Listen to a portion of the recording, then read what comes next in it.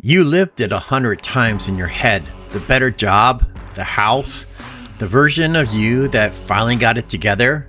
You can practically walk through the rooms of a life you haven't actually built yet. Most people spend more time mentally replaying that movie than they spend doing one damn thing to make it real. And that's the dangerous place to live. Because there is a thin line between a dream that pulls you forward and a daydream that quietly replaces your life. Most men spend years on the wrong side of that line. And today, we're going to drag that fantasy out of your head and force it into the real world.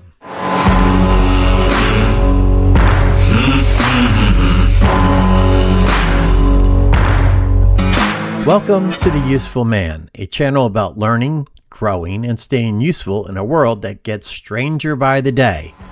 These are the field notes of life. Not fantasy life, not privileged life, just real life. These videos are about learning and growing and becoming more capable in the world around you. Let's start with something most people don't want to admit. Fantasizing feels good. Not just good, productive. You can lie in bed at night and mentally spend $1 million, start a business, lose 50 pounds, buy a cabin in the mountains, retire early, fix your marriage, learn a new skill, and completely reinvent your life before your head even hits the pillow. Then you fall asleep feeling like you got something done. Well, you didn't. But your brain is a funny little machine. It doesn't always know the difference between imagining the thing and actually doing the thing. That's where people get in a lot of trouble. You start running that movie in your head, and often enough, your brain starts handing out rewards for work you haven't done yet. You get the excitement without the effort, the pride without the sweat, the satisfaction without the sacrifice. And after a while, something dangerous happens. You stop planning your future and you just start visiting it. You become a tourist in your own dreams. You keep going back and looking at them, but you never actually move in. Now pay attention to how this usually works. I want to get in shape. I wish I'd gone back to school. Someday I'm going to start a business. One of these days I'm going to get serious. We've all said things like that before. The problem is that after a few years, those words stop sounding like goals. They become furniture. They're just sitting there in the room with you. You walk past them every day and eventually you don't even notice them anymore. Now, don't misunderstand me. Fantasy is not the enemy. I'm not telling you to stop dreaming. Every good thing I've ever done started as a picture in my head. Every business, every trip, every project, every goal, every fantasy is fuel. It's the spark. It's the reason you start the engine. The problem isn't the dream. The problem is when the dream stops being the starting line and becomes the destination. When imagining the life replaces building the life. When thinking about it starts feeling so good that you never get around to doing it. A dream is supposed to pull you forward.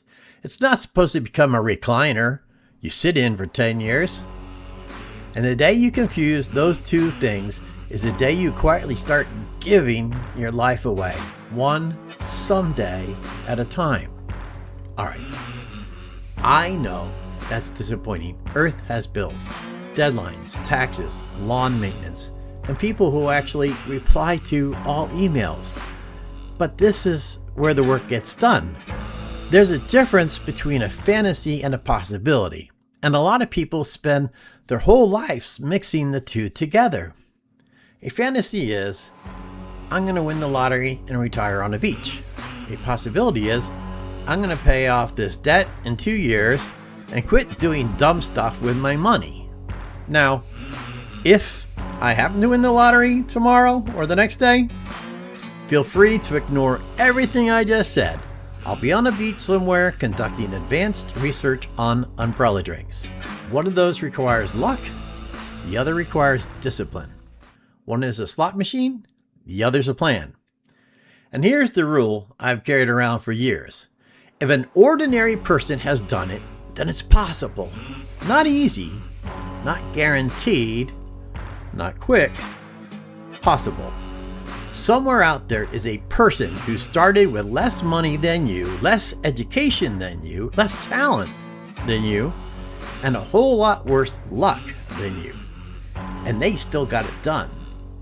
That doesn't mean you automatically will. It just means the door is not locked. It might be heavy. A lot of people quit because they mistake difficulty for impossibility. Those aren't the same thing. The other thing working against us is that we have become addicted to instant results. You can order a pizza without speaking to another human being. You can stream a movie in seconds. You can have a package show up on your porch before you've completely forgotten what you ordered. Life is slower than Amazon, Netflix, or your phone. And thank God for that. If life moved as fast as our emotions, most of us would be living in a cardboard box by Thursday. Real goals have a price tag. Time, money, effort, patience, usually all four. There is no version where you get to keep the reward and skip the bill. Stop comparing your real life to the polished movie in your head. The movie always cuts the boring parts. Reality includes them. And that's okay, because reality is where things get built. You cannot build a real future while you're living full-time in an imaginary one. To turn a fantasy into reality, you have to get it out of your head. And the fastest way? A piece of paper and a pen. I know, I get it. I know, it's 2026, Liam. We have computers, I get it. We do. And yet, people have all that tech in the world, still don't know what they're going to do next Tuesday. So humor me. Get the paper. Things hit differently when you write them down. Your hand writes it, your eyes see it, your brain slows down. When you write it, the gears aren't hidden anymore. The goal is no longer a thought floating in the fog. It's real. A thought is easy. A thought can bounce around in your head for 20 years and disappear the second life gets inconvenient. Paper remembers. It sits there and it waits for you to either do something or admit you're not going to.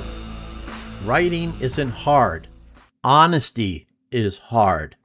Most people would rather spend 10 years saying someday than 10 minutes writing down what they actually want. Because the moment you write it, the conversation changes. Vague thinking dies on paper. Paper creates evidence. A thought leaves no fingerprints. But once it's on paper, it exists. You've made a promise, and that's where it gets uncomfortable. Good. Growth shows up in work boots, not pajamas. The moment that pen touches the paper, the dreams enter the real world. That's the difference between people who visit their future and people who arrive there. Now, let's read that list out loud, in your own voice. Something changes when you hear the words. A thought can dodge questions, but your own voice won't let you hide. You'll read one and think, wait, do I actually want that?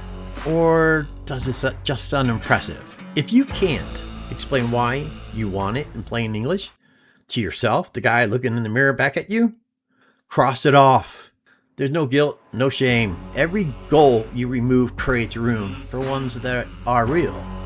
Don't stuff that paper now in a drawer.